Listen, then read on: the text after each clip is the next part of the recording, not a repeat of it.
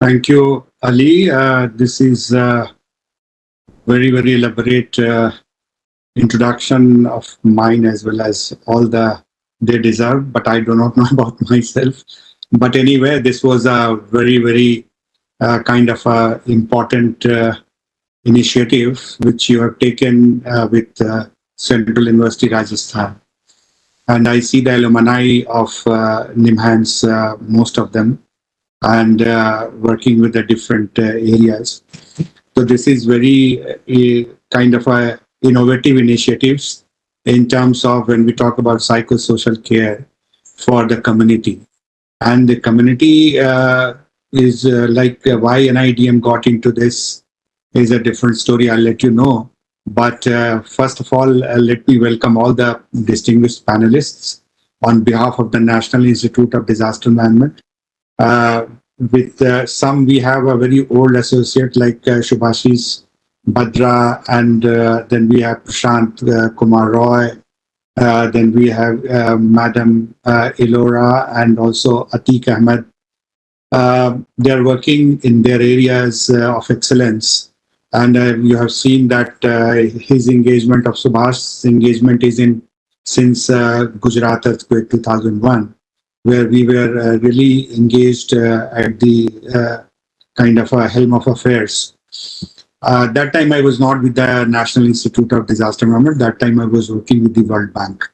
And the World Bank was the in charge for the long-term recovery program. And we visited and we could see that what kind of a trauma which we had at the different levels. And many of the disasters which we see is talking about that mental trauma care counseling. Every time we keep recommending. So we thought at the National Institute of Disaster Management, we have a separate dedicated cell also, which works on the psychosocial care. And we have a great kind of a collaboration with the NIMHANS also. Together we have developed different modules. Currently also child-centric disaster risk management. Center of NIDM that is also working closely with NIMHANS for addressing children issues. When Ali took this charge of community center, and then we thought that how we can talk about community in the disaster risk management, victims, affected people, and responders. Every time we talk, but still in India, the integration of mental health has not been there with the physical health care when it comes to the disaster. Whenever disaster strikes, many a times you must have seen, it is the responders and the medical health professionals, they swing into action. And later, this mental health people go into that. So we thought that why not we have a kind of a constant hammering on this issue, and we also work with so that we can take up this at the policy level, where this could get integrated in the form of National Disaster Response Force, National State Disaster Response Force, and also other response agencies in the country. Currently, COVID-19 has given you a different dimension altogether. And when we talk about disaster at site, most of the disaster, whether Tsunami 2004 or Cyclone Ampan, Cyclone, which we are receiving last two cyclones, also three cyclones in the past during the COVID-19 time. Before that also Cyclone Fani, Cyclone Gaza, Cyclone, all those cyclones, you take the name, and that was there in the kind of as a challenge for the community health and especially the mental health care. So what is happening that in these disaster, largely disaster at site or those in that area, people get affected. I remember when Gujarat, after the Gujarat earthquake, we seen in 1999 super cyclone Orissa. And there we went and we found that large number of people were traumatized. And they were homeless. They were not knowing where the better half of the family members are there, where children are there. So huge dislocation in 1999. And the kind of trauma, if you have a thermometer of temperature measuring, it will break. So that was the kind of a trauma. I am sure those indicators Nimhans must have developed to understand the level of trauma in different individuals. Uh, so that was one case. The second scenario came. I really visited after this Nepal earthquake. That time I was heading SARC Disaster Management Center, and to take the important call, I had to visit the disaster at site. So we went to Kathmandu, and after 3 4 days, we found that large number of girl child came to us, and they were narrating their whole story of trauma, and few of them were mensurating age, and they were mensurating, and they were actually at shock that one is the earthquake, and second that they were first time experiencing this that they are mensurating. So both they understood as a kind of a trauma due to some injury. So they were thinking that whether they had some injury, internal injury, that is why they are profusely bleeding. So similar kind of a thing were there, and community, they were living in the camps. I remember visited many of the flood site in the post-disaster scenario, where the months together people are living in the camps, and those camps where that we I wrote an article long back and 10 by 10, where the family of 13 living in the 10 by 10 of the size of the tents, and they were all family members. They were having livestock with them also. So in that 10 by 10, that how the whole family were managing their lives. Daytime they were sleeping differently. Night in the they were sleeping differently. They have a turn basis kind of a sleeping mechanism. And many of the psychiatrists, they talk about that if you don't sleep and then fatigue is there and living on the highways, your trauma would be entirely different. So how they were coping, and when the mass scale evacuation takes place, and people do not have the minimum basics provided, so they go into the trauma, the poverty is there, livelihood issues there, and day to day kind of challenges are always there. So this is the scenario which we see and we come across. And many countries outside the world, it's not that only India is kind of a which get affected by various disasters. Many more countries, all the world is also like that. I was when in charge of the SARC, I could see in Afghanistan the similar kind of a problem. Bangladesh, similar kind of a problem. Bhutan, I found much better, and also Sri Lanka, I found much better than what we found in other countries. And India is a kind of a continent, so you can't compare.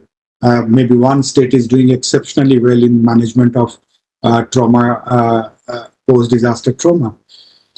But ideally, that how it should go as a kind of an integrated integrated force at the time of disaster. Whenever the disaster response force is going into action, how that mental trauma counseling team also go as a part of it, not the separate. In many of the countries, we found they move first, and then only after the people under the debris. Suppose an earthquake happened, and the search and rescue team are actually going for rescue. So what I could see that it is the mental trauma counseling team first get in touch with the victims who are under the debris. They counsel there itself so that they find that somebody is there to take care of them. So inside the debris, you never know where you are going to survive or not if you are under the debris. And only later part they go into. I remember one Colonel Galilee was there, and he was sharing his experience while people under the debris, and he wanted to rescue that person, take out from the debris, and he just inserted his hands, and that victim who was inside the debris, उन्होंने बस हाथ पकड़ लिया कस के और छोड़ नहीं रहे थे. So, and that took a lot of time to take out from there, and he had to manage. He was in charge of whole rescue operation, and he was constantly. Then he called his team, and then the team persuaded the person who were inside that, because जो अंदर दबे हैं उनको तो लगता है यही life है. Probably somebody has come, and this is the one and the only kind of a support which they might. अगर ये चले जाएंगे तो पता नहीं क्या होगा. So that kind of a thing, that kind of a trauma. And in our Indian society, I come from Bihar, and when we were growing, if anybody is going to take treatment from the psychiatrists, so that's a very famous mental hospital was in Ranchi. So people used to call stigmatize that ye Ranchi returned. So Ranchi return is becomes as a stigma that you are not a part of the society. Rather, आप कुछ पागलपन आप में है. तो psychiatric care को कहते हैं तो वो पागल का डॉक्टर है. Kind of a analogy people give. I don't know how much this had been kind of a this had been addressed so far. Now people are taking care of that and people are understanding those challenges.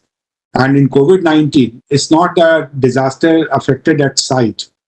People who are living and their family members have lost their lives, succumbed to COVID-19. They are into trauma. My own elder brother succumbed to COVID-19 this year. So whole family is traumatized. And even though you are not affected directly, but the kind of scenario where people are struggling for oxygen in the bed, you are thinking that who could be the next victim? We do not know. So that kind of a trauma also went into the family. So collectively, different kind of a trauma in this kind of a disaster scenario where pandemic or this disaster challenges which we are facing. So that was leading to kind of this kind of intervention to understand, inform, educate people, sensitize people that this is not a kind of a pagal ka doctor or pagal ka koi treatment le rahe hain, but this is the need of the hour. Many of the Honorable Prime Minister is talking to the students many times when the 12th exam is there. So just to ease them. So how to ease, provide that is many of the children's committed suicide. And one of the panelists in our webinar, she mentioned that don't say that children committed suicide because they were forced to commit suicide because of the situation was like that. It was so trauma was there. So how to prevent those kind of a scenario which is happening in our society, in our neighborhood, in our family and our close. So this is how that we thought that let's plan together and bring them all together on the board, जिनको हम कहते हैं पागल का doctor है या पागल का काउंसलर है, and let them also say that this is not that what people have been thinking. This is different and is very much needed and it's a need of the hour. Anybody get traumatized, so it's not that pagal ka doctor. So this kind of a myth has to be broken. And there we thought that how community and larger community engagement could be and how this could be available to larger community. Many people do not access these kind of facilities. Many people might not reach to Central University and reach to Subhashis and say that, sir, I am having this kind of a problem. So how that services can also reach out to the community and see that it's not confined to the NIMHANS or to the bigger central universities or the state universities or state medical colleges. How that we can think differently with the challenges. Challenges is now is a kind of it's a fathomless. So how our services can go as a online or kind of other services which we can provide where people can access this. If I need any social psycho care, I was thinking that I'm how to come out with this trauma after my brother's death. Whom to contact? I do not know. Whom to contact, how to contact, whether I should contact Dr. Sekhar there or I to or other psychosocial specialists. So this is the problem for the large number of people who are addressing this and are facing or going through. Many people do not know even that they have the psychosocial kind of indicators. So how they will get to know, or how the other family members will get to know that probably he requires some mental care counseling.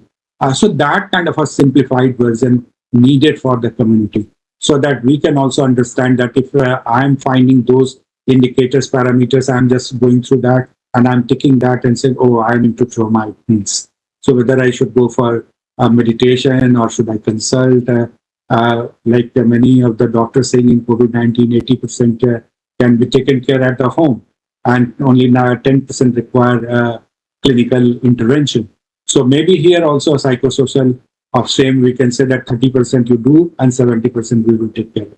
Whatever the magnitude and intensity. But those kind of a simplified version, if any community members or any family members wish to understand, checking that indicators, and we see that whether we require that kind of a count. Otherwise, it will gradually increase cumulative, and then we will find no solution, and finally जो कहते हैं कि ये पागल हो गया, psychiatric case हो गया. So that kind of a thing should be prevented with the intervention of psychosocial, especially in the post-trauma disaster care. And this happens when people lose their day-to-day life. They are into camps for longer period, and also they are lost at the many people you see that loss of livelihood. People are not in a position. Many of the middle class family and many higher middle class family, they are into trauma. Now we see that they are not able to provide children fees in the school. Somebody is studying in DPS in urban area. I'm telling you, or in many big schools. 1 year they could support family, but now they are finding it difficult. So, and that is leading to kind of a trauma and also committing suicide. So you know better. All experts are there. And I welcome once again all the distinguished delegates and participants who have joined for this particular and very important this webinar. And I'm sure the resource person would Subhashish, Dr. Subhashish, Dr. Roy, and Dr. Atiq Ahmed and Madam Aurora would provide certain kind of a guidelines or provide some solutions to the people who are listening to you, and also to an idea which we can take it forward. So I would stop here, welcoming on behalf of the National Institute of Disaster Management and on behalf of Major General Manoj Kumar Bindal and my own team, Ali Haider and me and the entire my team of NIDM. Welcome all the distinguished panelists and central universities for our call. Thank you very much. Ali, over to you. Thank you, sir. Thank you very much for sharing such a precious field experience and practical issues which the community and the individuals face during a disaster and after the disaster. Thank you, sir.